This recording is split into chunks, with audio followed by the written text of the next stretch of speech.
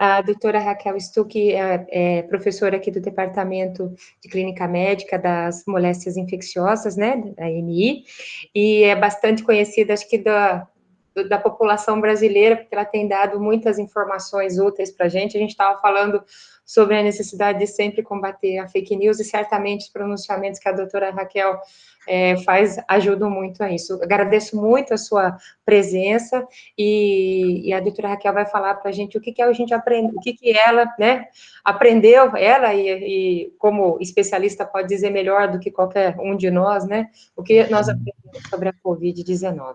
Muito obrigada. Bom, eu acho que a minha tela já deve estar para todos, né? Inicialmente, eu quero agradecer ao Departamento de Pediatria, particularmente a Ângela, né, pelo convite de estar conversando com vocês, e eu já vou me penitenciar antes de iniciar. Primeiro, porque quando a Ângela começou a conversar comigo, ela propôs falar de vacina, mas, assim, as coisas andam muito rápido, né, na Covid, e era, sei lá, mais de um mês atrás, né, Ângela, e não tinha quase nada ainda, quase, né, fase 3 ia começar de todos. Falei, Ângela, será? E depois ficamos para ver o que a gente aprendeu nesse ano em relação à Covid. E que, aí agora, com vacina, a gente teria bastante assunto. E o que aprendemos com o Covid, o que eu optei por fazer destacar alguns pontos do que mudou e do que a gente aprendeu, e no final do que a gente ainda não sabe, para conversar com vocês. Cada um dos tópicos, sem dúvida nenhuma, poderia ser uma aula. E outro comentário, né, assim, para fazer, é que não existe na Covid, acho que todo mundo já sabe disso, né, as verdades mudam de uma forma mais acelerada do que para qualquer outra área e assunto na medicina hoje. A gente estava comentando até com a Heloísa, quer dizer, mesmo os artigos que saem em revistas que são renomadas, né, alguns artigos depois são revistos e retirados de revista, que não era bem assim, e o volume de publicações é um volume absurdo, que para nós que continuamos, né, acho que é para todos, é muito difícil você acompanhar tudo que está sendo publicado, e para a gente que ainda mantém a nossa atividade, fica um pouco mais difícil. Então, com certeza, alguém vai fazer alguma pergunta de algum artigo que eu não consegui ver ainda, né?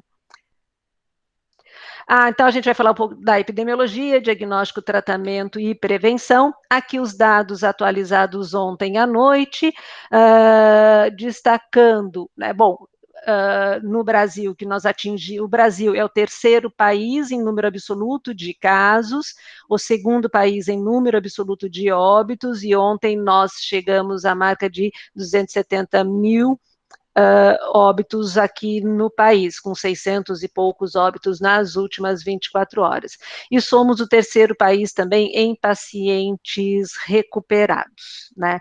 Quando a gente analisa a mortalidade, né, onde o Brasil está na mortalidade, nós somos o sexto país quando nós analisamos a mortalidade por 100 mil habitantes, e o 10º país quando para 1 milhão de habitantes. Há 2 meses atrás, que eu tinha esse dado guardado de uma outra apresentação, nós éramos, para 1 milhão de habitantes, o 12º país, né? Então a nossa mortalidade nestes 2 meses aumentou. E lembrando que a mortalidade é sempre um índice muito mais fiel, né, para nós analisarmos, porque ela sempre usa um denominador que é a população, né, de determinada região, de determinado país, isso não muda. Quando a gente usa letalidade, que alguns gestores gostam de usar, letalidade tem um viés, porque na letalidade você vai analisar a taxa, né, dos óbitos por Covid dividido pelos casos diagnosticados de Covid. E aí, quanto mais você tem diagnóstico, quanto mais você testa, menor vai ficando a sua letalidade, então pode dar a impressão de que o seu serviço, os seus cuidados, a saúde melhoraram muito, e quem testa menos vai ter uma letalidade muito alta, sem necessariamente significar que a qualidade do serviço seja ruim. Além disso, os critérios critérios para o diagnóstico, né, quando você vai usar a letalidade como um índice, os critérios de diagnóstico de caso variam muito de região para região, de país para país e mesmo dentro do país. Só para exemplificar, Campinas tem uma forma de diagnóstico, né, até depois de teste rápido, que o Ministério não coloca mais como válido. Então, a letalidade não é um bom índice, o melhor sempre é a gente trabalhar com mortalidade. E a mortalidade no Brasil, 795, né, óbitos para 1 milhão de pessoas. E nós vemos que quem puxa a lista, né, isso aqui eu atualizei no dia 24, então de países de Bélgica, né, com uma mortalidade muito alta, depois San Marino, Peru, a Espanha, Itália, Argentina, Reino Unido e Estados Unidos, que estão um pouquinho à frente do Brasil. Quando a gente vai ver, esses aqui são os dados americanos, né, a hospitalização por Covid, né, que publicado pelo CDC, então do que eles têm de toda a população, isso não mudou, né, então a faixa etária que mais interna, né, não é a faixa etária que tem o maior número de casos, mas a que mais interna, e depois a gente vai ver aqui onde os óbitos, infelizmente, também são maiores, então, nessas duas linhas superiores, né, em vermelho são os acima de 65 anos e em azul escuro acima de 50, então acima de 50 anos, aqui até, né, não é até só de 60, mas acima de 60 aumenta muito a taxa de hospitalização nos Estados Unidos por Covid já confirmada. A gente não tem um gráfico bonito no nosso ministério, assim, no último boletim, mas este é o boletim agora das semanas de 25 de outubro a 31 de outubro, quase um mês, mas é o último boletim que a gente tem, e a gente percebe em casos hospitalizados, né, que na faixa etária até pediátrico, né, a hospitalização é bem baixa, começa a aumentar no adulto acima de 20 anos, mas acima de 50 anos, uma maior proporção de pacientes internados com confirmação de Covid, porque a gente sabe que a idade é um fator de risco, né, para a evolução mais grave da doença. E aqui são também no mesmo boletim do Ministério os óbitos por Covid, né, também agora se concentrando, né, aqui entre 60 e 79 anos, né, ou mais de 80, até tem 30 mil casos por Covid no Brasil até essa data da semana aí do dia 31 de outubro. E chamando a atenção que, felizmente, nas crianças a mortalidade é bem baixa. Quando a gente analisa nas profissões, né, por categoria profissional, infelizmente a gente vê que a área de saúde muito penalizada em relação ao número de casos notificados, né, começando por mesmo aqui tem os notificados e os confirmados aqui mais à nossa direita, os técnicos e auxiliares de enfermagem, enfermeiros e médicos, e depois, né, agentes comunitários e tal, com uma proporção muito grande de confirmação de Covid, né, aqui no Brasil. E aí nós temos várias hipóteses e considerações a fazer, tanto, né, muitas vezes, principalmente para todos esses três aqui, né, da enfermagem e médicos, muitas vezes trabalham em muitos locais e acabam se expondo muito, muitos utilizam transporte público também, mas há também, que eu acho que a gente não pode fugir disso, uma análise que deve ser feita sobre, desde o começo da pandemia, né, o oferecimento dos equipamentos de proteção individual, o treinamento para utilização adequada também dos equipamentos de proteção individual, né, muitos gestores dos serviços médicos gostam de contabilizar isso sempre para transporte e tudo, mas nós sabemos que não é bem assim. No município de Campinas, este é o último boletim, que agora já é mais atual, do dia 20 de novembro, né, que nós vemos que os óbitos confirmados por Covid, né, também na faixa etária acima de 60 anos, de 60 a 79 anos, sempre predominando como maior mortalidade, e depois acima de 80 anos também, né. e dos pequenininhos, aqui o boletim da prefeitura coloca 0 a 19 anos, com uma mortalidade, felizmente, muito pequena, né?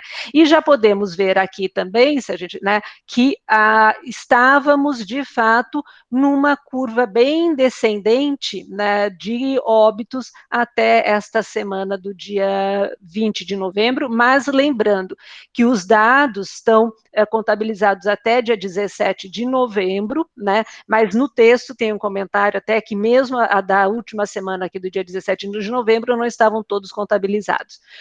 Bom, esse é o nosso famoso SARS-CoV-2, o vírus que causa a Covid, que é um coronavírus, né? A gente tem vários coronavírus que causam síndromes respiratórias leves, e 3 deles hoje conhecidos que causam quadros de síndrome respiratória aguda grave. Então, já os mais antigos, o MERS e o SARS, então de 2002, depois 2007, e o SARS-CoV-2, que é o nosso último agora, causando a Covid. E o que a gente sempre, assim, vai ouvir falar muito da estrutura do vírus, então são essas proteínas, né, que eles possuem, então a proteína do envelope, a proteína E, a proteína M, que é de membrana, do núcleo capsídeo, e a proteína S, né, que é spike, que é a espícula do vírus, né, e são nessas proteínas, né, que normalmente até as plataformas de vacina se concentram mais na utilização de antígenos, destes antígenos, então, para elaboração das suas vacinas, né? A espícula, né, é a região por onde, né, que favorece ou que permite, né, o vírus penetrar nas células humanas, né, então ele adere, né, nas células humanas, as células que têm o receptor, né, do ACE2, e assim, né, com esta conexão da espícula com o receptor AS2, é que o vírus penetra nas células para daí produzir a doença. Então, SARS-CoV-2 foi o nome dado no começo do ano pela Organização Mundial de Saúde para o coronavírus que causa a Covid, né? E a Covid é o nome da doença, Covid-19. Então, é o nome da infecção causada pelo SARS-CoV-2. E o que nós temos de novidade em relação ao SARS-CoV-2 é que agora, né, nós sabemos, isso a gente não sabia lá em março, abril, que realmente pessoas assintomáticas e aquelas pessoas pré-sintomáticas, elas também transmitem o SARS-CoV-2. E hoje se admite que as pessoas, né, depois de um período de 10 a 20 dias, as pós-sintomáticas, elas não transmitem mais o SARS-CoV-2, mesmo que tenham o achado do vírus por biologia molecular, a gente vai falar disso, né? A maior parte dos pacientes tem uma doença leve, 80%, felizmente, vão muito bem, né?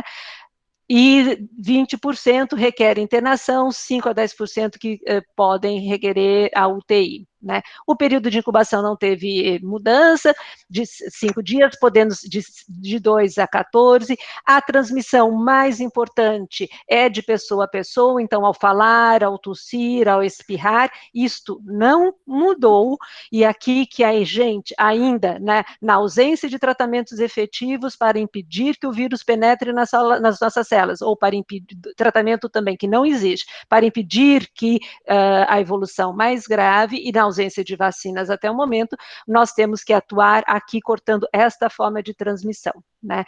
E a preocupação, porque que todo mundo, mesmo quem não tem sintoma, tem que ter cuidado, porque também a transmissão acontece no período assintomático e muito fortemente no período pré-sintomático, que é um conceito mais novo que a gente não tinha nas outras doenças infecciosas, que é aquele período que a pessoa o assintomático é aquele que não vai ter nada, sintoma nenhum, nenhuma dor de cabeça para falar que foi a Covid. E o pré-sintomático é aquele período de 2, 3 dias que antecede o início de sintomas de qualquer intensidade para quem terá sintoma, né? E para os casos leves, a transmissão não acontece mais após o 10º dia de doença. Este foi um conhecimento adquirido mais recentemente. Então, as formas de transmissão estão aqui listadas, né? A principal dela está aqui em vermelho, no centro da tela, tela, que é a transmissão ao tossir, ao falar, ao espirrar, de um hospedeiro infectado para um hospedeiro suscetível. As gotículas são partículas pequenas, menor que 5 micrômetros de diâmetro, e se dá através de contato direto, e essas partículas, né, maiores que 5 micrômetros, elas não conseguem atingir grandes distâncias, então por isso que se preconiza que distanciamento acima de 1,5 metro não teria risco da partícula atravessar mais de 1,5 metro para chegar na outra pessoa. Um conhecimento mais novo, né, adquirido, é a transmissão por aerossol, então são partículas bem pequenininhas que elas podem alcançar distâncias maiores e que você poderia ter até, conforme o ambiente, essas partículas, né, com coronavírus, aí eu vou falar às vezes novo coronavírus, em vez de falar SARS-CoV-2, suspensas no ar. Uma outra forma de contato, que no início todo mundo, eu nunca fui fã dessa forma de contato, vou falar bem sinceramente, seria o papel da transmissão por fômites. Nós sabemos sim que o novo coronavírus ele pode ficar estável, né, em superfícies, dependendo do tipo de superfície, ao tempo de sobrevida dele viável nessas superfícies, mas só a gente tem que lembrar que o SARS-CoV ele não é meio grosseiro até o que eu vou falar, mas ele não pula, ele não anda, ele não voa, né? Então ele vai passar da superfície para nós através das nossas mãos. Então o mantra de nunca tocar olhos, mãos e bocas sem estar com as mãos higienizadas, isto permanece e diminui o risco daí de qualquer transmissão através de fômites. A porta de entrada, olho, nariz e boca, então, ou através da gotícula ou do aerossol ou das nossas mãos. Apesar do vírus já ter sido encontrado em urina e fezes, não o vírus, mas o seu material genético, ainda não houve nenhum achado, né, de vírus viável, tanto em urina quanto em fezes. Então, apesar deste encontro, não é uma forma de transmissão, porque você não tem vírus viável. Mas é um achado importante, principalmente para aqueles pacientes que têm quadro mais grave, que chegam mais tardiamente ao serviço, onde a gente não consegue encontrar o vírus nas secreções respiratórias. A Nancy Belay, da Paulista, que ela é uma virologista, ela tem encontrado com resultado bem significativo o PCR positivo nas fezes dos pacientes que estão no respirador e tal, e que tem a secreção respiratória negativa. Então, pode servir como um método confirmatório. A transmissão de gotícula não mudou nesses 11 meses, continua sendo a principal forma de transmissão do SARS-CoV. Mas, neste período, nós tivemos várias publicações comentando sobre a possibilidade da transmissão por aerossol. A gente já sabia que os procedimentos que geram a aerossolização, né, então a intubação, a coleta, né, de secreção nasofaringe para fazer a RT-PCR, né, também pode gerar aerossolização. Então, para esses procedimentos, sempre o uso de máscaras, né, para impedir transmissão de agentes que se transmitem por aerossol era sempre aconselhável. Mas o que vários trabalhos mostraram, que em determinadas situações eu posso ter uma transmissão por aerossol. Não é a mais importante do ponto de vista de epidemiologia da doença nestes 10 meses. Então, o que ficou já bem documentado é que eu posso ter a transmissão por aerossol, principalmente em espaços fechados com muita gente. E aqui a gente já vai continuar falando disso, principalmente pensando agora no nosso final de ano e férias de verão. Então, tem o estudo no Japão, que rastreou 110 pessoas com Covid em 10 clusters internos, e o que eles viram, que avaliando o ambiente onde aconteceu a transmissão, e viram que 27 casos primários, né, geraram casos secundários, e que a probabilidade de um caso primário, né, de Covid transmitir em um ambiente fechado é quase 20 vezes superior em comparação com a probabilidade de transmissão em ambientes ao ar livre. Então, a livre pode transmitir? Pode, mas o ambiente fechado, com muita gente, um ambiente sem ventilação natural, aumenta em quase 20 vezes a chance de transmissão, né? Além disso, né, os eventos 6 de 7 eventos de superdifusão, que é quando você tem no mesmo local, né, num grupo de pessoas, mais de 3 pessoas que adoecem, ocorreram particularmente, então, de 7 eventos, 6 foram em ambientes fechados, né? Ou seja, aumentando em 32% a chance de transmissão em ambientes fechados, comparando com o ambiente com o ambiente fechado. Isso foi confirmado em várias clusters de transmissão em ambientes fechados em vários países.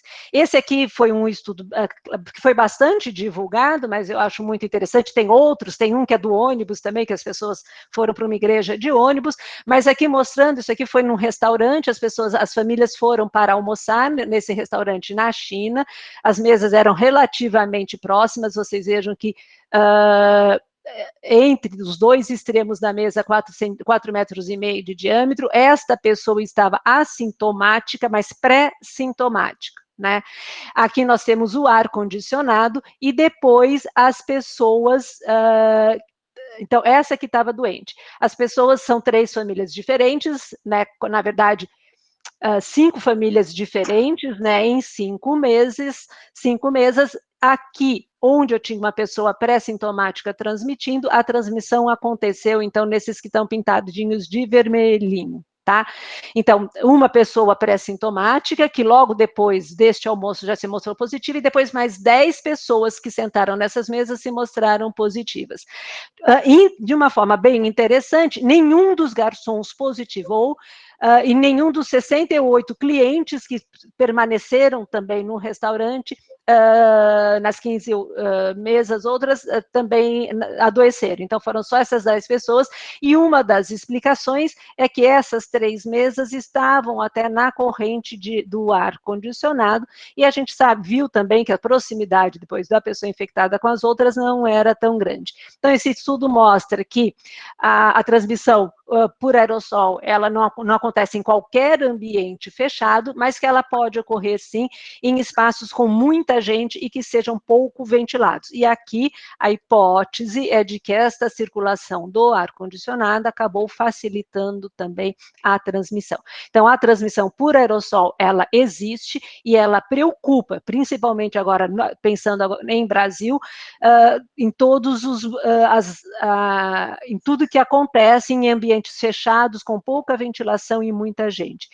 Não, e até porque em ambientes fechados, sem ventilação natural e muita gente, nós temos a tendência até de falar mais alto. Eu falo mais alto, eu vou expelir uma maior quantidade de gotículas, aerossol, e como eu falo, quer dizer, fica sem dúvida nenhuma, a gente tem nuvenzinhas de Covid nesses ambientes prontos para pegar as pessoas suscetíveis. Em relação às manifestações clínicas, nós sabemos que a Covid não é uma doença respiratória, ela é uma doença que acomete todos os órgãos e os sintomas começam de 2 a 14 dias. Ainda não se sabe, além do fato de comorbidade, né, mas às vezes pessoas rígidas têm mais manifestações, né, algumas exclusivamente uma cefaleia diferente que nunca teve, a gente vai testar a Covid, os fenômenos tromboembólicos também já são bastante conhecidos, decorrentes aí, às vezes, como única manifestação até. E os sintomas digestivos, de náusea, vômito e diarreia, eles fazem mais ou menos 10% dos pacientes imunocompetentes têm os sintomas gastrointestinais como única manifestação da Covid, mas em idosos e em pacientes imunodeprimidos, os sintomas de trato gastrointestinal devem ser valorizados nesta população e Covid deve ser investigada, tá? A maior parte das reações, né, em todos os órgãos, inclusive, né, os casos moderados a grave, com acometimento do aparelho respiratório, ele se deve ao que a gente chama de uma tempestade, né, de citocinas que vão desencadear, então, toda uma da cadeia, da cascata inflamatória, tiver a cascata inflamatória, os fenômenos tromboembólicos também. né? E uma complicação frequente desses pacientes são os quadros aí de infecção secundária, tanto por bactérias, que isso já é comum, a gente vê em paciente grave, mas também por fungo, particularmente aspergilos. Então, a gente tem um maior risco de aspergilose no paciente grave que ficou em UTI com insuficiência respiratória, e particularmente o aspergilos nesses pacientes com Covid. Isso é um achado ainda sem muita explicação por que o aspergillus em si, mas isso é frequente, que a gente não vê isso nos outros pacientes, né, críticos. Vejam que entre os sintomas respiratórios, ou sintomas gerais e respiratórios, a tosse é relativamente frequente e a febre, em menos de 50% dos pacientes com Covid confirmado, né, tiveram febre. Então, isso já faz a gente questionar qual que é o papel de aferição de temperatura, que faz parte de muitos protocolos aí neste momento, né? O comerciante não tem culpa, ele está obedecendo ordem, mas eu não sei qual é a justificativa. E até porque a maior parte das pessoas pode ter Covid sem febre, e o outro motivo é que se eu for mal intencionada, tiver febre e quero ir para um lugar, sendo mal intencionada, eu posso tomar um antitérmico e ir, né? Normalmente a tosse é seca, então a produção, né, de secreção respiratória ela não é frequente, e os sintomas gastrointestinais eles variam, então, com a idade e com o grau de imunossupressão. O que houve de novidade também é que a constatação, que a gente não via esse relato nos casos europeus, depois quando começou mais nos Estados Unidos e aqui no Brasil, de anosmia e digeusia, né, mais da metade dos pacientes referem, às vezes como único sintoma, e ele é tão importante que a anosmia de aparecimento súbito passou a fazer parte de critério clínico para diagnóstico de COVID, tá? Isso é algo mais novo. Eu gosto muito desses slides, Heloísa, esse slide é do Alexandre Barbosa, que a gente estava comentando de Botucatu, e me cedeu, e com uma analogia, né, os 50 tons de cinza, a Covid com 50 tons da doença, porque é exatamente isso que essa doença aparece.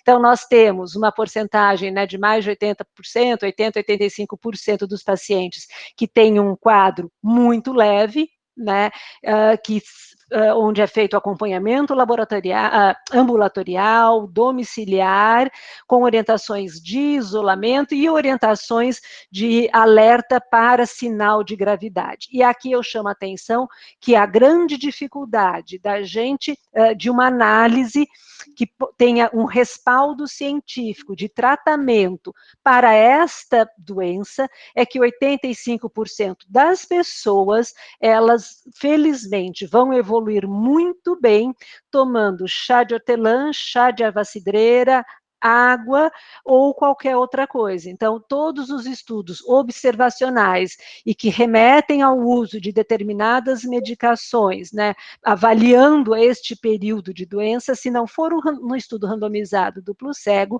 eles não têm valor, porque 85% vai bem com chá de hortelã. 15% dos pacientes têm uma forma mais grave, 10% que a gente chama uma pneumonia mais de moderada a grave, mas que necessitam de internação e, no mínimo, um suporte de oxigênio, 5% deles têm uma COVID grave, crítica, com necessidade de ventilação assistida, inclusive, um acometimento pulmonar importante e, muitas vezes, um acometimento multissistêmico também. Né?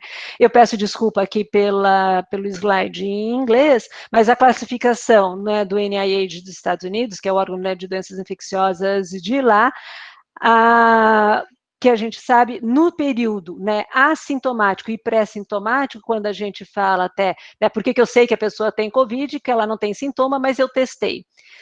Por que foi testada? Ou, né, porque a gente sabe que você controla melhor a pandemia quando você testa muito, né? Então, uma grande parcela da população é testada, e testada com frequência, não adianta testagem pontual, ou porque são contatos de pessoas sintomáticas. Então, assim a gente faz o diagnóstico.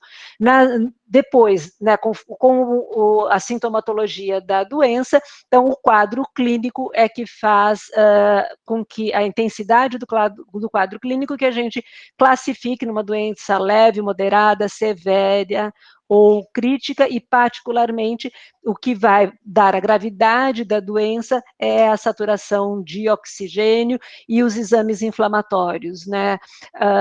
VHS, a proteína C reativa ultrassensível e o dedímero também. Aqui, de uma forma bem esquemática da evolução da doença, então nós temos, né, na primeira semana, os sintomas são por uma atividade, por uma replicação viral, né, da doença, que não costuma ter, na maior parte das vezes, por este mecanismo, nenhum comprometimento mais sério, mas a partir do momento que a doença progride e eu tenho daí uma resposta hiperinflamatória, uma resposta inflamatória exacerbada, que é a tempestade de citocinas, eu evoluo para as formas mais graves da doença. Aqui, o entendimento, né, desta evolução da doença, ele aconteceu no decorrer deste ano, e ele foi muito importante, por quê? Porque a partir do momento que a gente conheceu, né, o que acontecia em cada fase, a gente pôde atuar no tratamento dos pacientes. Então, a oferta precoce, né, de oxigênio, né, para o paciente, daí com um estágio, com um acometimento pulmonar moderado e que precisa de internação, quanto mais precocemente a gente faz, a gente sabe que a gente aborta a evolução para formas mais graves, então isso a gente melhorou muito, né? E conhecer também toda essa evolução fez com que também essa resposta inflamatória exacerbada, com que a gente pudesse atuar nas medidas farmacológicas de tratamento, e com um sucesso muito grande. Então, hoje, né, a chance de sobrevida de um paciente com COVID moderado a grave é infinitamente maior do que foi quando a gente estava em abril, maio, né, que a gente não conhecia exatamente a evolução da doença e o que fazer, né? Em relação aos fatores de risco, o que houve, a gente sabe que a idade, a gente percebe, esses são dados americanos, mas que se refletem no mundo, espelham o que acontece no mundo inteiro.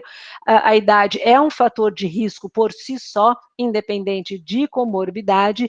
Parece que o sexo feminino não está muito bem explicado por quê, mas teria um menor risco de evolução para óbito, né? E as doenças crônicas são colocadas aqui também como fator de risco, e aqui já a obesidade também como um fator de risco para doenças graves. Então, esses pacientes, os pacientes de mais de idade, os pacientes com comorbidade, são aqueles pacientes, primeiro, que devem ser poupados, se possível, da exposição, né? E 2, que se expostos devem ser sempre muito alertados do risco de gravidade.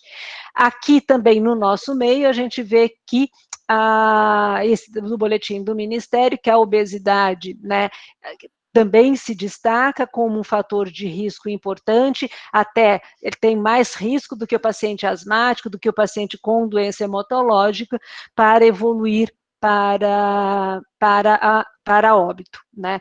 E a obesidade por si só, independente da idade. Então, a gente viu muito aqui, quer dizer, os pacientes jovens que chegam mais obesos, preocupa demais, normalmente eles têm uma forma grave da doença, necessitando de ventilação assistida, inclusive. E tem grupo aqui, né, da endócrino, do Lício, trabalhando muito em relação à obesidade e Covid, e aqui um estudo, né, do grupo da Associação Latino-Americana de Obesidade e Covid, falando que na América Latina, né, e também nos Estados Unidos, que a gente tem uma epidemia de obesidade, e que a obesidade e Covid, simultaneamente, elas mostram um quadro trágico que nós vivenciamos neste período todo, e nesse artigo ele propõe medidas para poder até diminuir o papel da obesidade nesta evolução ruim, que passa por todas as medidas que a gente já sabe de controle da obesidade. Em relação ao diagnóstico, ainda o método de eleição para diagnóstico é a pesquisa do vírus através de biologia molecular, através de RT-PCR e de secreção nasofaringe, né? Como regra, este exame positivo, ele faz o diagnóstico de uma infecção ativa, né? É possível ter falso negativo? Sim, é possível ter falso negativo, ou porque eu colhi num período inadequado da doença, que a gente sabe que essa quantidade de vírus vai diminuindo ao longo do tempo, depois de 14 dias dos sintomas, normalmente ele também é indetectável, dando falso negativo, ou muitas vezes eu posso ter um falso negativo, porque também por erro técnico de uma coleta não adequada, com pouca quantidade de secreção. Uma coisa que nós aprimoramos neste evoluir, e aqui, por exemplo, na Unicamp também, que inicialmente se fazia a pesquisa, né, do vírus através de um único ponto, né, do vírus, e hoje a gente já busca 3 pontos ali da estrutura do vírus, então diminui muito a chance de falso negativo com a técnica que é preconizada para o diagnóstico, né? Existe, esqueci de colocar aqui, hoje a pesquisa de antígeno também, né? Então até como point of care, né? Com resultados rápidos de pesquisa de antígeno, tanto de secreção de nasofaringe quanto de saliva, o que parece que na saliva, apesar de ter uma comodidade maior no diagnóstico, a chance de falso negativo em assintomáticos, ela é maior. Então, a pesquisa de antígeno em saliva seria útil para as pessoas sintomáticas, e daí você tem um resultado mais rápido e tende a ser com um custo menor. A sorologia, ela vai indicar, ela pode indicar infecção pregressa, e ela é útil particularmente para inquérito sorológico, né? Então, se eu quero saber numa população, a gente tem visto os gestores, né, utilizando muito dessa ferramenta, a Luísa deve ter falado bastante disso para vocês na semana passada, para o inquérito sorológico. Qual é o grande problema da sorologia? Também eu posso ter falso negativo, dependendo do tempo que eu colho. Os anticorpos, eles só se tornam positivos a partir, como regra, né, o melhor, a partir do 14º dia da doença, né? Eu posso ter falso negativo dependendo da plataforma também que eu estou usando para fazer essa sorologia. Posso ter uma reação cruzada também, né? A gente sabe que com o vírus, com a vacina da gripe, eu posso ter reação cruzada. Tem vários artigos também falando de reação cruzada de sorologia para a Covid, com dengue, o que no nosso meio é um grande problema, porque a gente tem muita dengue na nossa população também. E outro questionamento em relação à sorologia, que é importante a gente deixar claro, a gente não sabe qual realmente é o significado, se caso positivo, daquele IgG positivo, né? Isso significa imunidade? Possivelmente não, né? Então, não é um passaporte para garantir que eu estou protegida, eu posso abrir mão das medidas até de evitar a transmissão, né? E outro questionamento também que se faz, a gente sabe que de 20% a 30% das pessoas que tiveram Covid, particularmente Covid dos quadros mais leves, a maior parte deles não faz IgM-IgG positivo, né? Então, será que essas pessoas são mais suscetíveis à reinfecção ou não? Ou será que elas, agora tem alguns estudos até em criança, mostrando que não faz anticorpo positivo, mas eles têm uma resposta celular mais robusta? É um campo ainda das reações imunológicas ou da imunidade relacionadas à Covid, que os questionamentos são muito maiores do que qualquer certeza que a gente possa ter.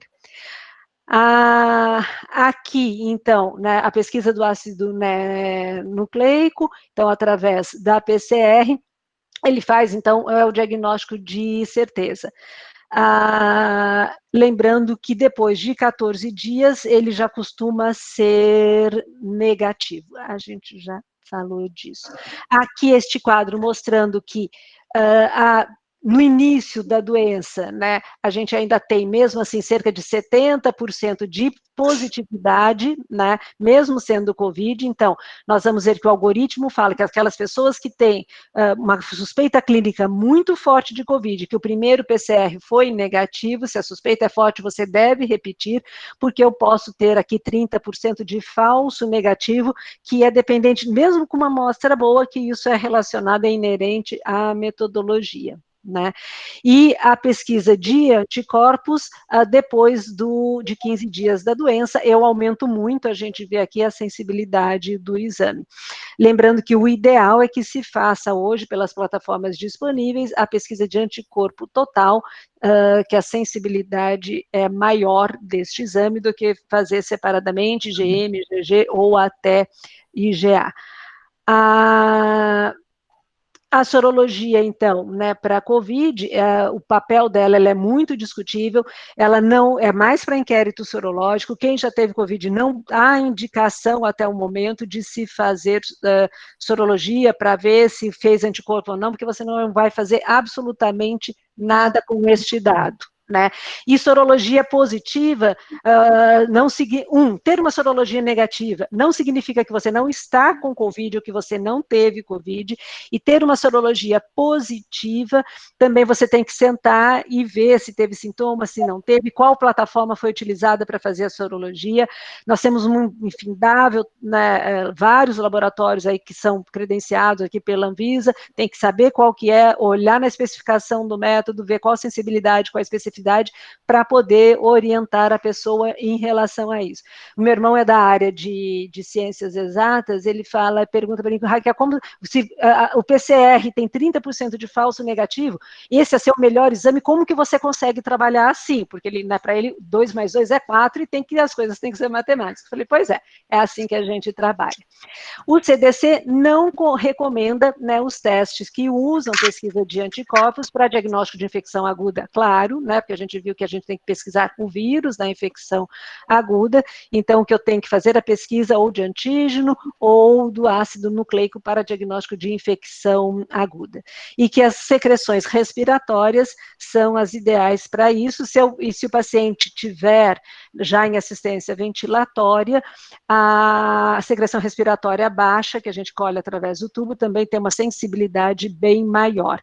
Em criança o problema é maior, algumas vezes a gente tenta fazer, né, com turbilhonamento. Os nossos resultados aqui, segundo a Angélica, né, Schreiber da Micro, eles foram insatisfatórios, eles estão tentando interpretar por quê. O algoritmo, né, que o CDC propõe, então, quando você tem para interpretação, né, da RT-PCR, se você tem baixa suspeição clínica de ser COVID e o exame foi negativo, né, por exemplo, eu fui um contato, eu estou absolutamente assintomática, eu fiz o exame, não haveria necessidade de você repetir este exame.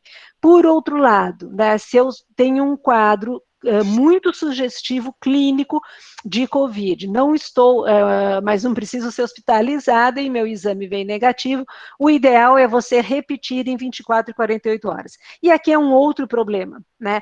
Porque a maior parte dos serviços públicos e privados, à exceção, eu acho que somos nós, que temos resultado em 24 horas, no máximo 36, os outros serviços públicos e privados, o resultado sai depois de 3 dias, 4 dias, 5 dias, 15 dias. E daí você repetir o exame não faz mais nenhum sentido. Né? Nos pacientes que estão hospitalizados, né, você deve repetir o teste, porque você tem grande suspeição, né, de ser COVID, se possível de trato inferior, e aqui eu acrescentaria repetir não só em secreção respiratória, mas também nas fezes, porque os trabalhos da Paulista, da Nancy Belay, ela tem um bom resultado nesses pacientes mais graves, que têm PCR repetidamente negativo em secreção respiratória, né?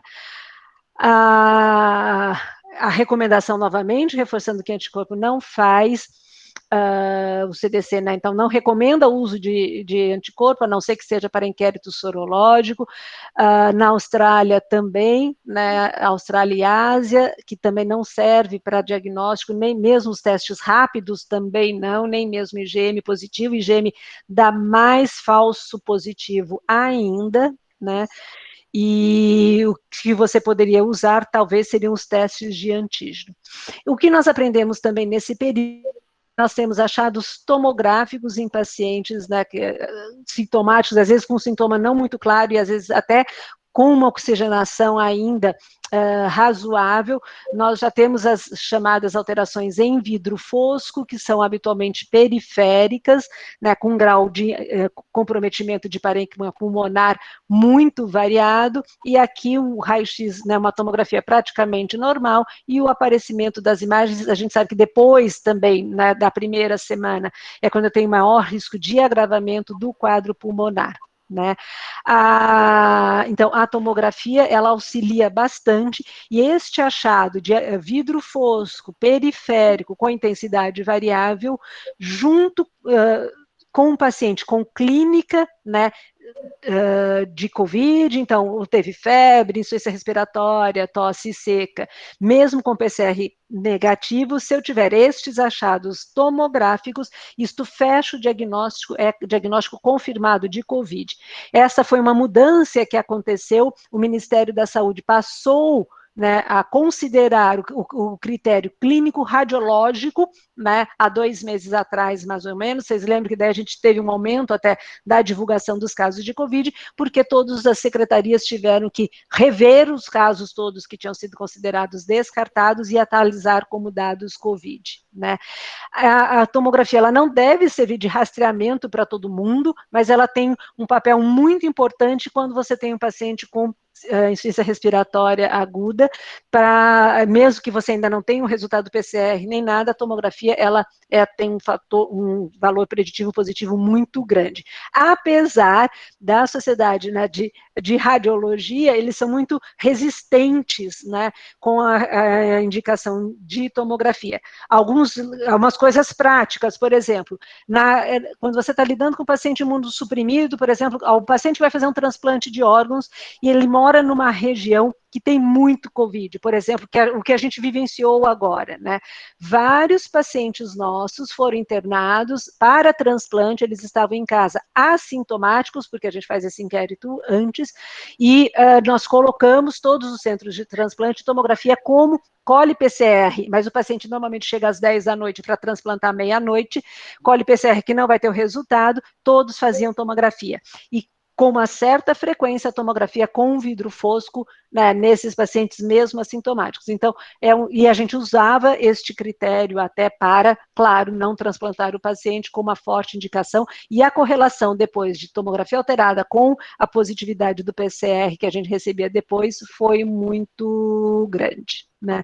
A gente tem, então, como caso confirmado, né, de Covid, ou o paciente que tem um PCR positivo, independente dos achados clínicos, porque ele pode ser assintomático, ou que ele tenha achado tomográfico, isso é um caso do Covid confirmado. Caso descartado é o que não tem PCR positivo, baixa suspeição clínica, e se fez tomografia, a tomografia não é sugestiva, né? E se eu devo repetir o PCR quando eu tenho alta suspeição clínica, e o exame veio negativo, ou a tomografia também é sugestiva. E até ter o segundo exame, né, eu devo aguardar para tirar eventualmente do isolamento. Em relação ao tratamento, essas foram algumas das drogas colocadas aqui como promissoras para tratamento da Covid. Então, Remdesivir, que é um antiviral, Lopinavir, Ritonavir, que a gente já usa para HIV, também foi testado, o Interferon, cloroquina, hidroxicloroquina, ivermectina, nitazoxamida e dexametasona. As que estão com asterisco foram as que a dexametasona com certeza tem um papel importante, o Remdesivir a gente vai falar um pouquinho dele, né? Então, agora, existem várias drogas ainda, né, com estudos em andamento para se avaliar, né, inclusive plasma de convalescente, que parece que agora não realmente não tem um efeito importante, nem para evolução, nem para cura, e os inibidores, né, de interleucina também sendo estudados e tudo. E o manejo apropriado, ele vai, do paciente com COVID grave, ele vai se adequando conforme a gente vai tendo os resultados dessas drogas em investigação. O que nós temos hoje, né, por recomendação, a gente vai ver que essa recomendação muda um pouco, do NIH, do CDC, né, eles, para pacientes hospitalizados com quadro severo e quadro, o Remdesivir, então o NIH coloca que ele deve ser usado, e por que fez essa colocação? Porque o Remdesivir mostrou, na verdade, diminuir o tempo de doença, mas uma diminuição de 48 horas, então os pacientes, um pouco antes de necessitar, né, o paciente com insuficiência respiratória, antes de necessitar de ventilação mecânica, o estudo mostrou que os pacientes diminuíam de 7 dias para 5 dias o tempo de internação, mas não mudou o óbito, né, o desfecho óbito. Tá? A recomendação do NIH é contra, né, cloroquina, hidroxicloroquina também, a não ser que façam parte de protocolos de pesquisa adequadamente formalizados. E as terapias, né, baseadas, né, na controle da resposta inflamatória, até o momento, a dexametasona foi a única que se mostrou realmente com um papel muito importante, aumentando a sobrevida do paciente, diminuindo até o risco de evolução para as formas mais graves. A Associação Internacional, né, de Doenças Infecciosas também recomenda o Remdesivir, né, no paciente com doença grave e acima de 12 anos de idade, e o corticóide para o paciente hospitalizado com doença de moderada a grave, ele também já faz parte do arsenal terapêutico, e todas as outras, os estudos randomizados mostraram, infelizmente, que elas não têm nenhum papel.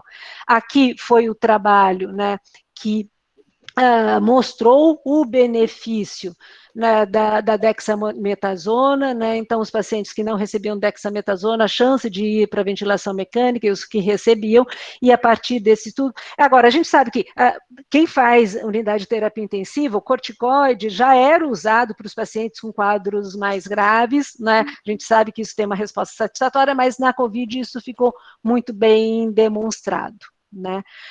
Então, o benefício demonstrado que tem, né, do Remdesivir nesta fase, principalmente antes de precisar ir para ventilação assistida, mas a hora que já precisa de reposição de oxigênio, mas lembra, aqui foi, na verdade, não teve impacto na mortalidade, teve impacto em tempo de internação, e a dexametasona e a suplementação de oxigênio também já na fase moderada, elas têm um papel comprovadamente importante. E, por enquanto, nós não temos, depois destas novidades, nenhuma novidade a mais, com exceção de manejo também de anticoagulação, conforme os exames laboratoriais, né? Então, o NIH, isso é recente, né, essa recomendação, esse consenso, né, do NIH nos Estados Unidos, que coloca o Remdesivir, antes estava como uso emergencial, mas ele coloca que ele deve ser usado para o paciente com quadro, já que precisa de suporte respiratório, e as outras drogas, o parecer é absolutamente desfavorável, né? Em 22 de outubro, o Remdesivir foi aprovado, então, para os adultos hospitalizados e para as crianças acima de 12 anos de idade e acima de 40 quilos. Tá? Mas só aplicado em paciente que já está hospitalizado. O Remdesivir, né, segundo os dados, na gestação e na amamentação, ele é contraindicado. Na criança, né, só foi avaliado em crianças acima de 12 anos e maior de 40 quilos, geriatria não teria problema nenhum, pacientes com insuficiência renal não pode ser usado, quem tem clearance menor que 30, insuficiência hepática não tem nenhuma contraindicação, a recomendação de monitorização das enzimas hepáticas. E aqui nós temos os consensos, então, né, o consenso americano, que favorece, ele recomenda fortemente o Remdesivir para os pacientes com COVID moderado a grave, mas os outros consensos da Austrália, UpToDate, têm uma recomendação muito fraca. E por quê? Porque leva em conta que não mudou a mortalidade e é uma medicação que é muito cara e aumentar muito os custos do tratamento sem interferir na mortalidade. E isso culminou com a manifestação da Organização Mundial de Saúde, considerando que não houve mudança na mortalidade e o custo alto da medicação, que né, publicou este documento, agora dia 20 de novembro, que não há um suporte, não há uma evidência que justifique o uso do Remdesivir. A gente deve lembrar que a Organização Mundial de Saúde, todas as recomendações, são recomendações que podem ter um impacto no mundo todo, né? Então, vai tanto da Finlândia até para a África. Então, é claro que se os países, os locais que acham que podem manter esta droga para os seus pacientes e acha que o benefício de encurtar o tempo de doença vale a pena, podem usar, mas como uma maneira geral, ela não tem recomendação. E aqui, as perspectivas globais, então, no Japão, para infecção grave, a mesma coisa nos Estados Unidos, né, EMA, na Europa, também para crianças e adolescentes, mas que necessitam de oxigênio suplementar, a Austrália com uma recomendação provisória, e Singapura também só para nos casos mais graves. O que fica mesmo de consenso, então, quer dizer, Remdesivir, ainda há uma discussão sobre ele, e o corticoide não, esse se manteve bem. Em relação também, uma vez o paciente tratado, uma vez o paciente com diagnóstico de COVID, isso houve a mudança, né, que é nós não precisarmos mais de ter comprovação molecular de que a pessoa pode sair do isolamento. Então, isso o CDC publicou há uns 2 meses atrás, os critérios para descontinuar as precauções de isolamento nos pacientes sintomáticos com o COVID, que é uma estratégia baseada em sintomas, né? Então, aqueles pacientes que têm sintomas e que já estão há 10 dias do início dos sintomas e há 3 dias com resolução da febre, sem uso de antitérmico e melhora da tosse, dos sintomas respiratórios, este paciente já não precisa mais se manter em isolamento. Né? Nós, aqui no HC, a gente já, rapidamente, a gente se adequou a isso, né, porque era uma medida importante aqui no ambiente hospitalar, lembrando que os pacientes que têm COVID grave, o prazo de isolamento é de 20 dias a partir, paciente grave, que precisou de ventilação assistida, e paciente imunodeprimido, mesmo que não seja grave, são 20 dias, né, de isolamento desde o início dos sintomas, desde que já 3 dias sem febre e melhora dos sintomas, tá? Os pacientes que não têm sintoma e foi feito um diagnóstico através da PCR, esses pacientes se mantêm, devem ser mantidos em isolamento por 10 dias a partir da data da coleta do exame que foi positivo. Em relação às gestantes, também tivemos mudança no nosso aprendizado, né, neste ano. Inicialmente, a gente se considerava os trabalhos de que gestante não faziam parte de um grupo de risco, até que há poucas semanas, mas a gente sabia que aqui a gente comparando, né, as gestantes, né, do início dos sintomas são basicamente iguais, então tosse, a febre é mais importante até nas gestantes e dispneia, e comparando as gestantes do Ministério, esse dado do Ministério, que foram a óbito, foram para a cura, então os sintomas, né, tosse, né, dispneia, claro, e uma queda na saturação de oxigênio, são mais importantes nas pacientes que foram, nas gestantes que foram a óbito, segundo os dados do Ministério, né. Este trabalho, né, do Wellington, da equipe dela, realmente mostrou que gestante, a gente deve se preocupar sim, né? Então foi uma análise dos casos com 91 mil mulheres gestantes e não gestantes, 8 mil gestantes acompanhadas de janeiro a junho, a faixa etária, né, que precisou de hospitalização e ventilação em gestantes, então de 25 a 34 anos, o que chamava atenção, né, os sintomas, eles até não gestante, nas mulheres que foram internadas, eles eram mais evidentes do que na gestante. E a comorbidade, ela nas gestantes internadas, ela foi mais frequente do que no grupo de mulheres não gestantes internadas.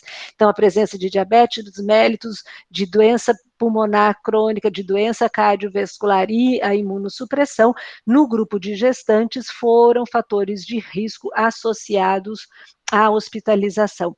E a gente vê que a hospitalização foi maior no grupo das gestantes do que nas não gestantes, então elas internam mais, né?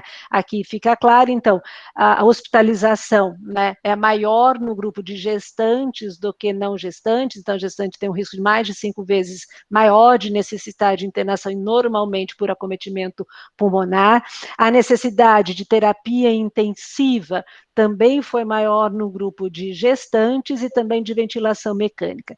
Mas, felizmente, apesar de precisar internar mais, isto não teve um impacto na mortalidade nas gestantes. Então, elas têm quadro mais grave, elas internam mais, mas, felizmente, a evolução para óbito não é diferente. Tá? Aqui, um estudo de revisão, onde ele analisou 24 estudos que relacionavam, né, a COVID durante a gestação no período perinatal e neonatal, 324 gestantes com COVID, a taxa de pneumonia grave de 0 a 24%, a maior parte evoluiu para parto cesáreo. Nestes estudos, 7 mortes maternas, 4 óbitos fetais, um caso de asfixia neonatal e óbito, e nos neonatos, de 155 neonatos, 3 deles com PCR negativo. Né?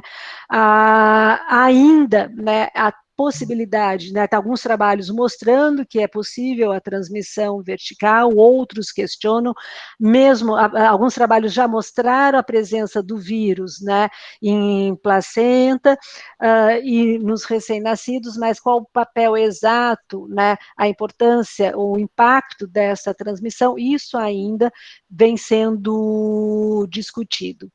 Esse artigo, né, com este título, a tragédia da Covid no Brasil, 124 mortes maternas, né, no país, nesse aqui publicado em julho, infelizmente esse número já deve ter aumentado, e na época, né, nós tínhamos óbitos confirmados 90 mil, e aqui 124 mil óbitos maternos, um dos maiores, né? Então, o Brasil ultrapassando aqui em julho mais de 200 mortes, né, de grávidas e puérperas. E o que assusta muito, né, é que, e assim, a vergonha, né, o fato, mostrando a falta de cuidado, né, da saúde, né, na gestação, é que com este número de óbitos, esses dados de julho, o país concentrava 77% dos óbitos, né, de gestantes e puérperas em relação aos dados internacionais, né? E quase um quarto dessas gestantes não tiveram acesso a leito de UTI no nosso país, e isso então, e 36% delas não chegaram nem a ser entubadas por falta de estrutura hospitalar. Então, um cenário muito dramático para as gestantes. Em relação da Covid à pediatria, eu não vou ficar circulando na seara alheia, né? Mas a gente sabe que os dados estão cada vez mais robustos, de que a gravidade da doença, né, nas crianças, ela é menor, apesar dos dados ainda serem limitados, mas o que parece é que as crianças, elas não são, apesar de ter uma carga viral alta, elas não conseguem transmitir bem a doença, elas têm uma baixa taxa de hospitalização. E o destaque das crianças é a possibilidade, né, a ocorrência da síndrome inflamatória aguda grave relatada com uma complicação aí pós-Covid. E em relação, né, ao tratamento das crianças, o CDC, o NIH, coloca que o uso eventual de remdesivir deve ser feito com muita cautela nas crianças, e se for, os estudos existem só, nos Estados Unidos, só para uso emergencial, e acima de 12 anos e 40 quilos, né? Esses trabalhos mostram, né, a ideia era analisar a COVID em crianças, e a gente vê que abaixo dessas 3 linhas superiores são acima de 18 anos, né, então a hospitalização de crianças desde março nos Estados Unidos até outubro, felizmente, né, uma taxa de hospitalização muito pequena, e o óbito em crianças, né, também abaixo de 17 anos, 0,1%, de 0 a 4, 0,1%. E lembrando que as crianças correspondem a mais ou menos 25% da população, segundo os dados que existem, né. Aqui os dados cumulativos em criança, este é um trabalho recente, aqui publicado no Pediatrics, né, mostrando que apesar de que a curva, né, de aumento de positividade de crianças nos Estados Unidos, ela reflete também o aumento do número de casos na população, e que, mesmo com o número de aumento de casos, a hospitalização continua ainda não sendo frequente. O óbito nas crianças, né, por volta de 0,07%, e das crianças, então, que criança com uma evolução felizmente mais satisfatórias. A American Academy of Pediatrics, né, do dia 1º de outubro, então, né, o que a gente comentou, a população de 22 a 25% dos abaixo de 18 anos, e a porcentagem de casos, né, nas crianças que necessitam de hospitalização é menos que 0,7% a 3% da hospitalização, ou 0,2% a 7% das crianças em Nova York, e a taxa de óbito, né, nos 42 estados nos Estados Unidos de 0,24%. Né. Nesse estudo, né, avaliando quase 8.000 crianças, uma revisão sistemática, a maior parte das crianças teve uma exposição familiar, algum membro da família, que a Ângela estava comentando, até em relação à escola, quer dizer, a criança não pode ir para a escola, mas o pai está trabalhando, a mãe está trabalhando, com quem fica com a criança pega transporte público e vai, então ela tem um contato familiar ali de exposição. A ter uma doença imunossupressora, né, acontece em quase 1/3 das crianças, 19% delas assintomáticas, né, é claro que, e daí foi por inquérito sorológico, né, a gente acaba fazendo diagnóstico só de quem tem algum sintoma, a maior parte tem alteração em tomografia daquelas crianças sintomáticas, 3% precisando de hospitalização, 0,5% precisando de ventilação mecânica. A gente vê que é uma porcentagem bem diferente dos adultos, né? Aqui nos adultos a gente tem uma porcentagem precisando de ventilação mecânica de 5% dos adultos que vão para quadros mais graves, e a morte menor que 1%, felizmente, nestas crianças. Os dados, né, da síndrome inflamatória grave na criança, então, o diagnóstico pela definição do CDC, lembrando que é uma doença, né, a síndrome inflamatória da criança, ela é de notificação compulsória aqui também no Brasil, então qualquer indivíduo abaixo de 21 anos de idade, apresentando febre e evidência laboratorial de inflamação, e que você não tenha nenhum outro diagnóstico, e que você tenha ou uma infecção confirmada, e aqui vale sorologia, teste de antígeno ou PCR, né, uma infecção confirmada pelo SARS-CoV-2, ou a exposição de algum caso suspeito nas últimas 4 semanas. O último dado que eu peguei aqui do Ministério da Saúde, o Brasil tem 77 casos já notificados, né, de síndrome inflamatória na criança. Óbvio que não devemos ter subnotificação, com 5 óbitos. Em relação à reinfecção, que é algo que foi mais recente agora, a primeira confirmação de reinfecção veio de um trabalho, de um caso, né, confirmado na China, onde a reinfecção aconteceu 142 dias após o primeiro episódio, era um homem de 33 anos, e o diagnóstico foi feito por uma triagem feita no aeroporto da China. Então, ele estava voltando da Europa, tinha passado na Espanha, no Reino Unido, e chegando no aeroporto, o aeroporto da China estava fazendo essa triagem para todos que chegavam, PCR positivo. Ele foi internado, por quê? Porque a China quis internar para ver se ele ia ter sintoma, alteração de exame, todos os exames absolutamente normais, e ele permaneceu assintomático. Para o diagnóstico de reinfecção, a gente precisa ter análise filogenética das duas amostras, né? Então, eu preciso recuperar a primeira amostra e conseguir comparar para ver se tem mutações que configurem um novo vírus no segundo episódio, né?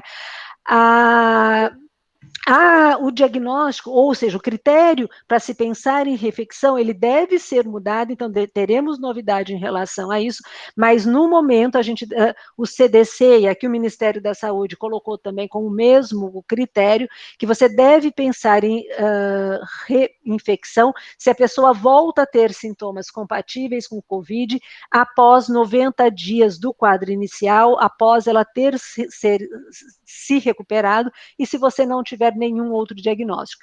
E a recomendação ainda do CDC, que eu acho que vai mudar, que é a nossa recomendação também, que no período de 90 dias, se a pessoa permanecer com sintomas, ela deve ser ainda um COVID prolongado, que a gente chama, e não uma reinfecção. Tudo isso era verdade até o dia 21 de novembro, quando nós tivemos esta publicação, onde um dos casos, a confirmação da reinfecção se deu 26 dias após o primeiro quadro.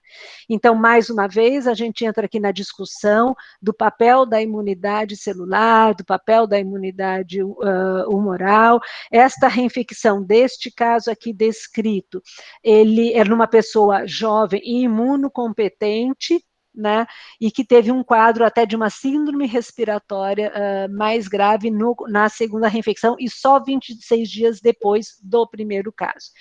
Muitos questionam o impacto da reinfecção e nos têm perguntado, mas a gente tinha 8 casos, aqui tem mais 11 casos, 30 casos, nesse milhões de casos de Covid, isso deve ser muito raro. Eu não tenho certeza, eu não faço essa afirmação. Na verdade, na minha maneira de ver, acho que a reinfecção é frequente, se ela é mais severa ou menos severa, isso a gente ainda não sabe. Por que eu acho? A gente sabe que a reinfecção com coronavírus, isso pode acontecer, as mutações a gente também sabe que elas acontecem com os coronavírus. A dificuldade que tem, na verdade, na minha maneira de ver, porque a gente tem pouco caso, porque a gente tem dificuldade técnica de conseguir fazer a comprovação de que são 2 vírus diferentes, ou porque eu não tenho uma amostra adequadamente guardada, né, numa refrigeração adequada lá do primeiro episódio, ou porque eu até tenho essa amostra guardada, mas eu não tenho uma quantidade de material suficiente para poder fazer análise filogenética lá daquela primeira vez e comparar com essa. Então, é mais, acho que uma dificuldade técnica do que realmente não acontecer a reinfecção. Em relação à prevenção, estamos aqui, que a gente não para de ouvir, esperando muitos, acredito, né, em relação às vacinas. A vacina desejada, que é a vacina dos nossos sonhos, seria uma vacina segura e associada a efeitos colaterais leves e transitórios, que conferisse uma proteção, né, duradoura, né, na maior parte dos vacinados, principalmente na população de maior vulnerabilidade, que protegesse a doença, mas também protegesse contra a transmissão do vírus, que pudesse ser administrada em dose única, uma vacina que possa ser produzida rapidamente em grandes quantidades para a gente poder vacinar toda a população, né, e que possa ser facilmente transportada nas cadeias de frio. Então, essa é a vacina desejada, e já asseguro a vocês que nós estamos muito bem longe disso. A maior parte das vacinas, então, vou acelerar aqui, são contra as proteínas estruturais, essas 4 que a gente comentou lá no começo, né, do SARS-CoV. O papel exato que elas vão fazer de proteção, se a gente não sabe da doença, a gente também não sabe da vacina, mas vamos lembrar que algumas vacinas dão uma resposta melhor do que a doença, então é possível que as respostas sejam mais robustas, e o grande questionamento que tem é, por que eu tenho uma vacina contra SARS-CoV-2 que em um ano, né, quase, ela já vai estar pronta, e para as outras doenças a gente não tem vacina ainda, ou a gente demorou décadas para se ter uma vacina. Primeiro, que eu quero lembrar aqui nesse slide, que quando nós tivemos em 2002, né, o SARS-1, né, e depois 2012 o MERS, aqui já se iniciou a plataforma de desenvolvimento de vacina contra o coronavírus, né? E existem muitas semelhanças entre o SARS-CoV-2 e o MERS e o SARS-CoV-1. Então, aqui a gente já conhecia qual era o modelo animal, por exemplo, para usar, quais os antígenos que deveriam ser usados na vacina. Isso possibilitou, e houve, né, desenvolvimento de vacinas, a gente vê usando Spike, né, contra o MERS, usando adenovírus aqui, né, a Johnson fez uma vacina aqui usando a mesma plataforma que está usando agora, Oxford, também para o MERS contra agora a Covid. Então, a gente já tinha essa experiência lá do começo deste nosso século. Então, aqui no modelo tradicional e depois no modelo, né, acelerado, o modelo animal a gente já conhecia, então isso que demora muito tempo foi abreviado, muitos dos trials agora, fase 1 e fase 2 e fase 3, eles estão acontecendo simultaneamente, a documentação já está sendo enviada para as agências regulatórias assim que qualquer resultado fica pronto, e a produção das vacinas, que antes só iniciava após a liberação das agências regulatórias, as indústrias, elas decidiram, né, por uma produção de risco, já iniciar a produção de vacinas, que se não se mostrarem seguras e eficazes, essa produção será descartada. Mas isso possibilitou com que realmente a gente encurtasse tempo, né, de 15 anos para 10 meses ou um ano para a produção de vacinas agora, né? Hoje, atualizado ontem à noite, nós temos 38 vacinas em fase 1, em fase 3 nós temos 13 vacinas, esses números são atualizados felizmente, né, todo dia, quanto mais vacina a gente tiver em fase 3, melhor. 6 vacinas estão já sendo usadas e são com recomendação restrita dos seus países, então China e Rússia optaram por já vacinar, né, sua população em vacinas que não tiveram ainda os estudos de fase 3 concluídas, mas todas que estão em fase 3 mostraram-se seguras. Nós temos as plataformas utilizadas, né, nas vacinas, e aqui algumas plataformas clássicas, como as vacinas inativadas e as vacinas que usam proteína de subunidade, a gente já tem essas vacinas que a gente usa corriqueiramente, mesmo aqui no nosso calendário de vacinação, e as vacinas novas, que são aquelas que usam vetor viral, então o adenovírus humano ou de chimpanzés, e as vacinas que usam RNA mensageiro. De DNA nós não temos nenhuma vacina em fase 3, e de RNA mensageiro que a gente tem da Moderna e da Pfizer. Então, aqui os laboratórios que produzem vacinas em cada uma destas plataformas, todos estes aqui já estão em fase 3. O problema, a grande vantagem da vacina de RNA mensageiro, por exemplo, é que é muito fácil você fabricar e muito rápido, que você não precisa de cultivo viral, você pode se adaptar às mutações rapidamente, mas elas têm que ficar numa temperatura muito baixa, porque o RNA é instável. A Pfizer a menos 70, o que dificulta no nosso meio, a Moderna a menos 20, mas a documentação da Moderna, que está sendo submetida ao FDA agora, eles colocam que pode ficar até 30 dias entre 2 e 8 graus, tá? O resto do tempo a menos 20, mas um mês entre 2 e 8 já é algo mais palatável, vamos dizer assim, para as nossas realidades. Nós temos divulgação de 90%, 95% de eficácia das vacinas em fase 3 agora, né, da Pfizer, da Moderna, da Sinovac, da vacina aqui, né, que usa vetor viral também, da Sputnik, que é do laboratório da Gamaleya da Rússia, mas ainda sem os trabalhos científicos publicados, né, já revistos por seus pares. Aqui é da Globo, né, então do G1, que eles fazem uma arte muito boa, mas só para a gente ver, a eficácia da AstraZeneca de 62% a 90%, dependendo da população e da dose da vacina, a vacina russa mais de 95%, Moderna mais 94%, da Pfizer 95%, o armazenamento né, 2 a 8 graus, tanto as da Oxford quanto a Sputnik, a de RNA menos 20 ou menos 70, Moderna podendo ficar um mês entre 2 e 8, né? E o preço estimado, segundo a reportagem da Globo apurou, por dose destas vacinas. Lembrando que de todas essas vacinas todas são todas 2 doses com intervalo de 28 dias entre elas. Então, as vacinas elas estão para um futuro próximo, talvez, né, agora para o começo de 2021. Antes disso, a gente tem que bloquear, né, a transmissão principal, que é através de gotícula, então usando máscara, né, todo mundo corretamente, mantendo 1,5 metro de distância, o distanciamento social, e higienizando as mãos adequadamente. E como a transmissão de aerossol, ela também é possível, que sempre os espaços abertos e ventilados sejam de preferência quando tiver né, que ter encontro entre pessoas, mas que não sejam mais que 10 pessoas que não façam parte do nosso convívio social.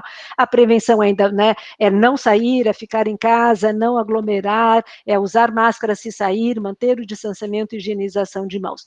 E para terminar, pós-Covid é uma fase que hoje a gente tem falado muito, que aparece depois, essa fase a gente não dava muita atenção, na convalescença, mas a gente sabe que os pacientes que tiveram Covid, independente da intensidade dos sintomas, eles mantêm, né, queixas importantes, principalmente de cansaço, né, por um tempo muito prolongado, alguns até têm uma possibilidade de retornar ao trabalho por um período grande, e também manifestações de ansiedade e depressão pós-Covid. Então, nós vemos aqui que os sintomas, né, comparando da fase aguda da Covid com pós-Covid, então a fadiga, a falta de ar, né, mas com oximetria normal, dor articular, dor torácica, são muito frequentes, e os pacientes têm nos procurado com esses sintomas pós-Covid, né?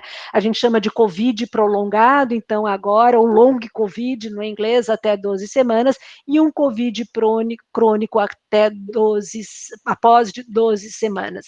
É algo que nós estamos aprendendo, e esses são os sintomas aqui que mais chamam a atenção, numa análise aqui publicada pelo Reino Unido. Então, sintomas, né, tosse, dor no peito, falta de ar, taquicardia, fadiga e alteração do humor, depressão e ansiedade, muito importantes nesses pacientes pós-Covid. Aqui é muito interessante, né, que depois quem quiser tem informações para o paciente que teve Covid, como ele pode lidar com essas, e tem até uma classificação, né, dos sintomas e tudo, como ele pode lidar com esses sintomas para melhorar a qualidade de vida pós-Covid. Em relação à segunda onda, né, nós temos aqui realmente os dados da Europa, eu selecionei aqui Portugal, Itália, França, Reino Unido e Espanha, aqui uma primeira onda muito clara, vemos aqui que eles, a partir de setembro, aqui então, outubro, né, final do verão, desculpa, agosto, final de verão, começo de outono, já um aumento do número de casos e uma segunda onda importante na Europa, né. Quando a gente analisa o Brasil, eu tenho muita dificuldade em falar que nós estamos numa segunda onda, porque eu acho que nós estamos numa marola aqui subindo na nossa primeira onda. Talvez Estados Unidos tenha tido aqui uma queda, e agora realmente o número de casos, né? Em relação ao óbito também na Europa, que num primeiro momento, no começo do ano, e agora um número expressivo, infelizmente, de óbitos também na Europa neste segundo momento. No Brasil, a nossa curva de óbitos também longe da gente falar, infelizmente, de uma segunda onda, e Brasil e Estados Unidos caminham num cenário muito ruim. Os dados, né, do boletim do Ministério, né, tanto de casos quanto de óbitos, né, nós temos uma curva que ainda não terminou a nossa primeira curva.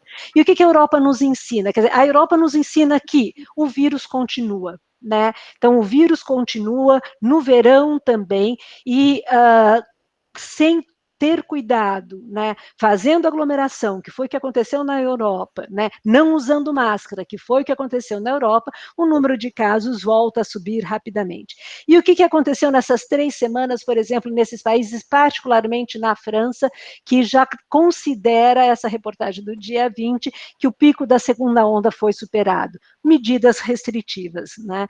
Então, não é um momento, mesmo a gente estando no nosso verão, né, apesar da economia, de certa certa forma, ter que fluir, não é para aglomerar, não é para chamar os amigos, não é para fazer reuniões, não é para reservar casa na praia com 20 pessoas, nem uma casa na montanha com 30 pessoas, né? Porque são as medidas restritivas que conseguem, até que a gente tenha vacina, um controle da pandemia.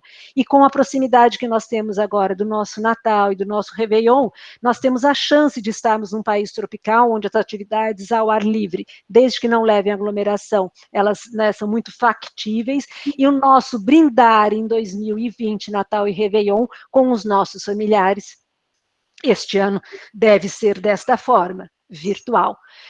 Isto é necessário para nós não perdermos todo o esforço individual que fizemos neste período de 11 meses.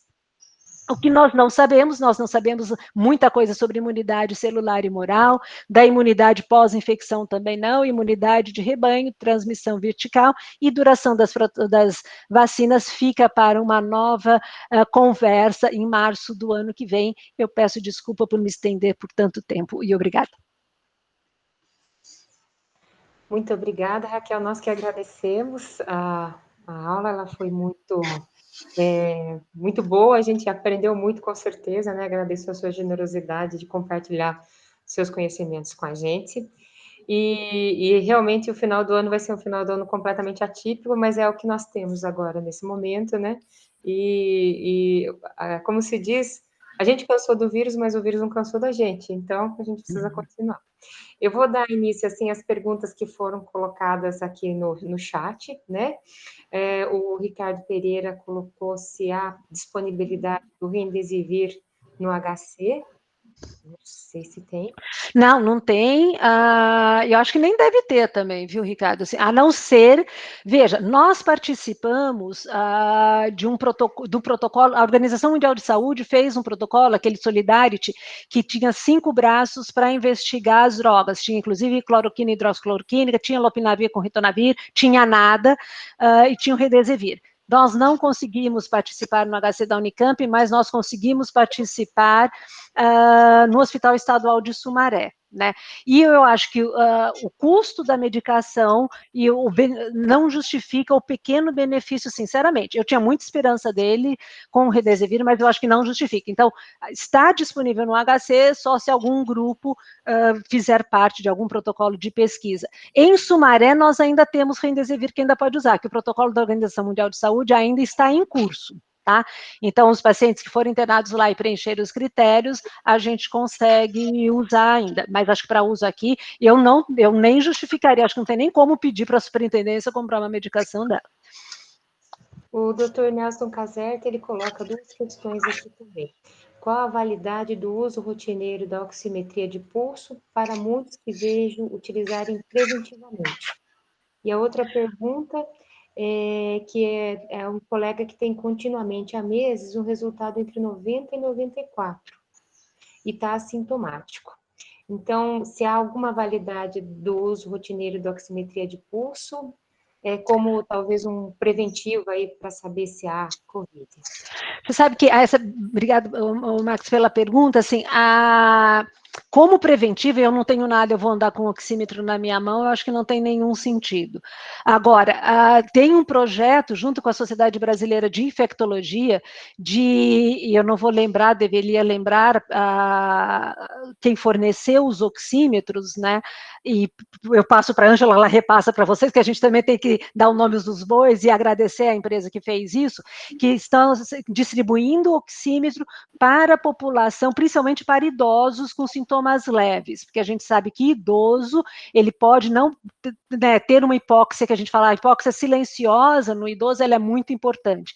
Então, nessas populações, Campinas faz parte deste projeto, foi uma das cidades escolhidas, o Carmen, não foi também, enquanto secretário de saúde, Campinas faz parte desse projeto de distribuir oxímetro, mas para a população idosa que procura as unidades básicas com sintomas leves de Covid para fazer esse monitoramento. tratamento. Isso eu acho fantástico, né? Do ponto de vista do que eu fiz, por exemplo, na minha prática nesses meses, aquelas pessoas, mesmo que jovens, imunocompetentes, mas que um pouco mais sintomáticas, que mantêm febre 5, 6 dias, uma oximetria ali em casa, eu acho que é bom para essas pessoas sintomáticas. Agora, depois, quem não tem sintoma e mantém uma oximetria baixa, eu acho que procurar um pneumologista vai bem. A doutora Mariana Romanelli, ela gostaria de saber se existe perspectiva de vacinas seguras para gestantes. Olha, gestantes e crianças, né, fazem sempre em qualquer vacina parte da última fase, né, de liberação de vacina, né, e até porque criança, até porque né, o impacto da doença foi menor neles, mas criança sempre fica para o fim, e gestante eu acho que vai ficar, eu não sei de nenhum, até o momento acho que não tem nenhuma vacina em fase 3 estudando gestante. Então, para gestante, no momento, é ficar em casa, né, quietinha e com controle também das pessoas que entram e saem ali ao seu redor, né? Você chamou atenção a respeito das mortes em gestantes, que é bem alto no Brasil, né? E eu tenho uma dúvida que é muito presente, é que quando a gente entra no site do Ministério da Saúde, e também no registrocivil.org, tem mais do que 1.000 crianças que faleceram por Covid no Brasil, o que é muito diferente da incidência que a gente vê, por exemplo, na China, pelo menos lá na primeira onda, foi uma criança que faleceu. Esses números, eles estão errados ou a gente realmente, além de negligenciar as gestantes, a gente está negligenciando as crianças também, Raquel? Porque eu não sei como interpretar esses números quando a gente vê eles assim, o seco mesmo, o número sozinho, né? Ângela, eu vou ficar devendo essa resposta. O que eu posso dizer para você é que, por exemplo, nos relatos e na convivência com outros infectologistas, mesmo infectopediatras, a Marinela tal, a gente não vê uma preocupação muito grande dos outros serviços espalhados, mesmo do pessoal do norte do país. Tá, que foi aquele horror lá em março, né, Amazonas, Pará, a gente não viu um relato expressivo, uma preocupação expressiva em relação às crianças. Então, eu precisava ver esses dados e até os critérios ali que foi colocado como diagnóstico e tal, eu fico te devendo essa resposta, prometo ver e te falo. Ângela, posso falar só um pouquinho sobre isso, 2 minutinhos? É que a Marluce está na lista, mas pode falar tá. se é pertinente. Não, é rapidinho. Raquel, eu soube da sua resposta do Remdesivir, né, que tive que sair de um lugar para o outro. Eu acho que esses dados brasileiros de 1.000 mortes, a gente tem que tomar muito cuidado. Vamos tomar cuidado com o dado da Unicamp. Gente, a Unicamp, em 10 meses, não teve uma criança confirmada de ventilação mecânica. Os dados são falhos, mas eu acho que a gente também tem que se basear nisso, né? Quer dizer assim, você trouxe também o número da MISC, de 77 casos já notificados no Brasil. A Unicamp, a gente também está tomando cuidado, porque a gente pode ter alguns casos suspeitos que tiveram evolução favorável sem tratamento. Quer dizer, eu acho que a gente está... E é um grupo que está atuando bem unido em relação a diagnóstico e tudo mais, né? Quer dizer, então, acho que assim, os critérios diagnósticos, eles permitem muitas possibilidades. Então, acho que assim, infelizmente, nós não temos dados brasileiros sobre crianças com menores de 18 anos. Né? A gente tem alguma coisa da Unicamp. Marluce, desculpa por ter te interrompido, pronto, só queria fazer essa colocação. Imagina, mas assim, foi isso também, Ricardo, quer dizer, no meu grupo lá de infecto, que tem gente do Brasil inteirinho, e o pessoal fala, né, no auge da pandemia, né, muita discussão em crianças, e tem infecto pediatra ali também. A gente não teve uma repercussão, mas eu vou analisar isso melhor. A Marluce fez uma pergunta para mim, se eu vou receber alguma vacina. Eu espero, Marluce, que a gente tenha mais de uma vacina que se mostre segura e eficaz, com mais de uma plataforma. né? Porque a gente tem uma população muito grande para ser vacinada, então quanto mais tiver, maior produção a gente vai ter. Então, não sei, se você quer me perguntar, se tiver todas as vacinas disponíveis, qual que eu escolho? Eu vou tentar ver se eu já tenho tempo de proteção, né, nessas vacinas, para não ficar tomando muita dose de vacina a cada 6 meses, que essa é uma possibilidade, a gente não sabe quanto tempo vai durar a proteção dessas vacinas, né? Mas eu não teria grandes predileções, desde que os estudos mostrem que sejam seguras e eficazes, a que tiver disponível. Raquel, eu queria fazer uma eu vou preferir vírus morto, ou se eu vou preferir uma de adenovírus, para mim não teria diferença, a não ser que uma se mostre muito superior à outra em termos de proteção e em termos de eficácia, né, a longo prazo. Raquel, sua apresentação, esse overview clínico, foi, assim, para quem estava fora da literatura, né, abordou, assim, muita experiência do mundo todo, do mundo todo, né, com os pontos que se ajustaram e com os pontos ainda. Eu acho a questão da vacina, Raquel, muito complicada, porque a gente, com a experiência da infecção, mostra claramente nos artigos que quanto maior a produção de anticorpos, e daí se discute se esses anticorpos não forem neutralizantes, eles levam ao aumento da inflamação e contribuem muito para a síndrome hiperinflamatória. E eu me pergunto, eu acho assim, como é que se mede uma resposta de vacina com anticorpo, quando a gente sabe que nem está nem aí? Então, a questão de se saber a qualidade desse anticorpo, né, a natureza desse anticorpo em termos de resposta da inflamação. Então, eu acho que a gente está numa situação que eu me pergunto mesmo, qual vai ser o papel, qual que é o objetivo dessa vacinação?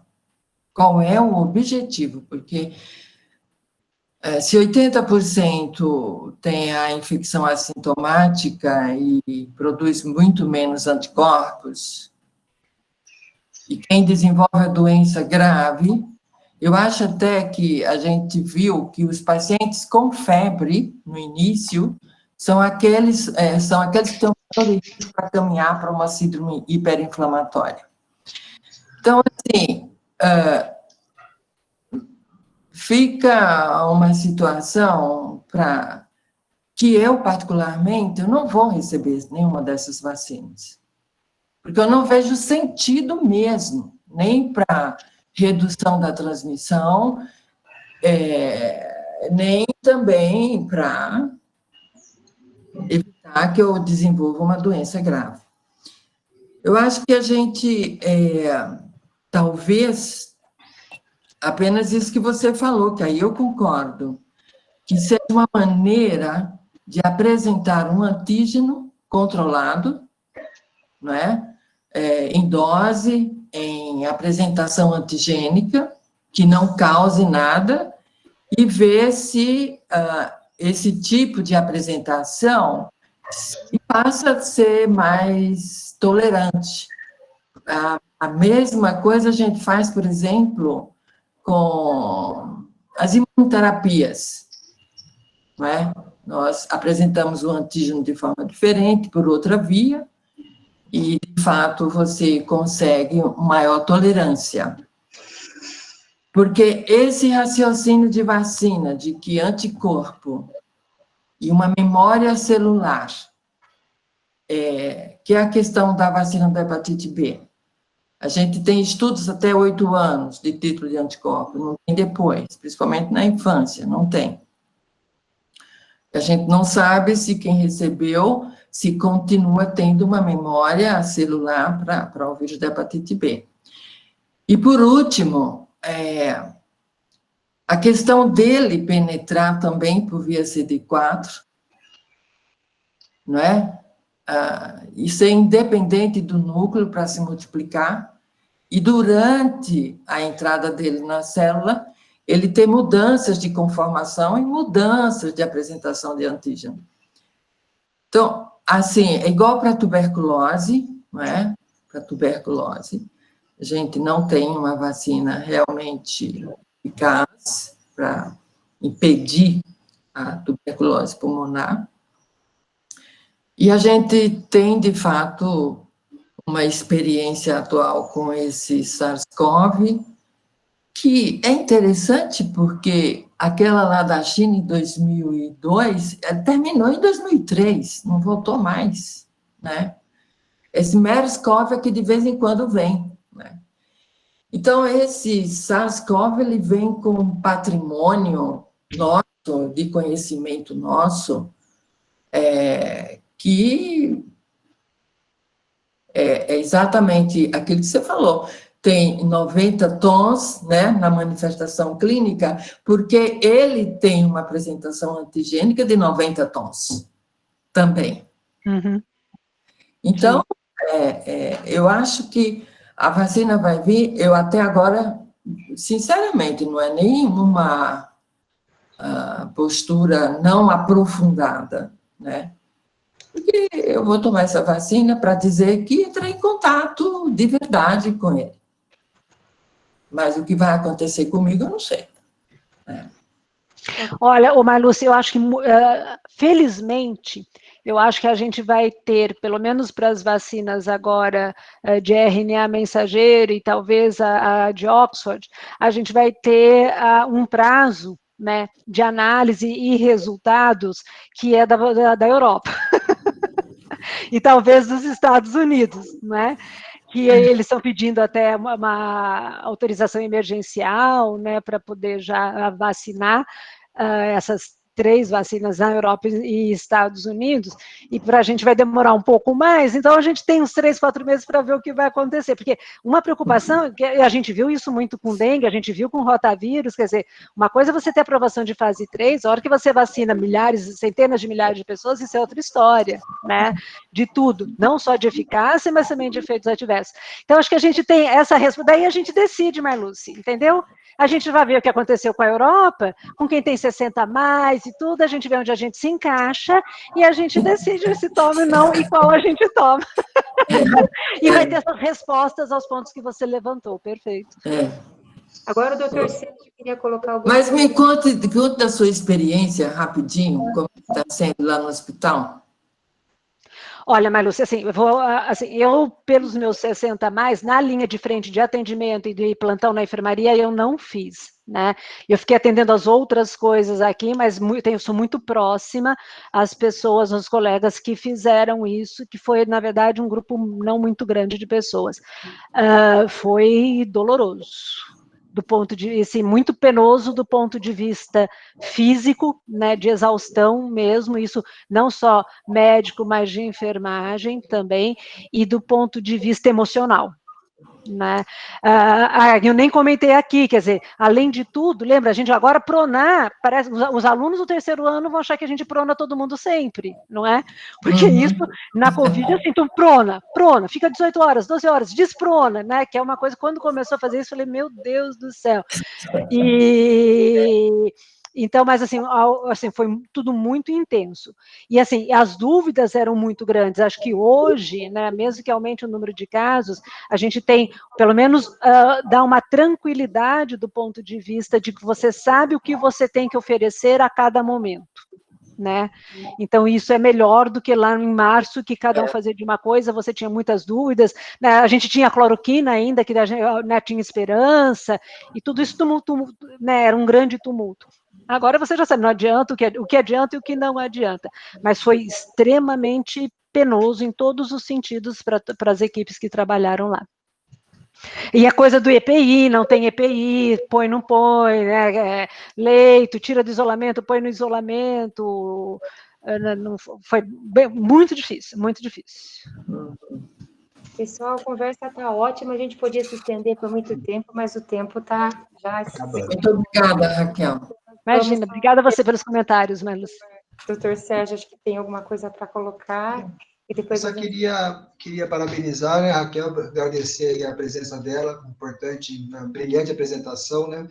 Eu queria só dizer, Raquel, a questão da gestante, no Brasil nós tivemos um grupo maior de gestantes acometidas, dados do Ministério, né?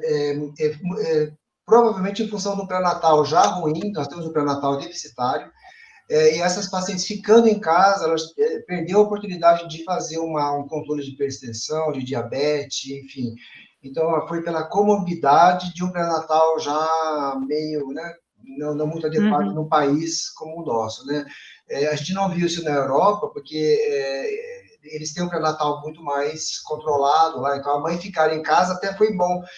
Nós temos alguns relatos de queda da prematuridade, inclusive. Em alguns países, a prematuridade caiu muito, porque essas mães ficaram em casa. Então, a gente sabe que repouso é fundamental para o parto prematuro, né?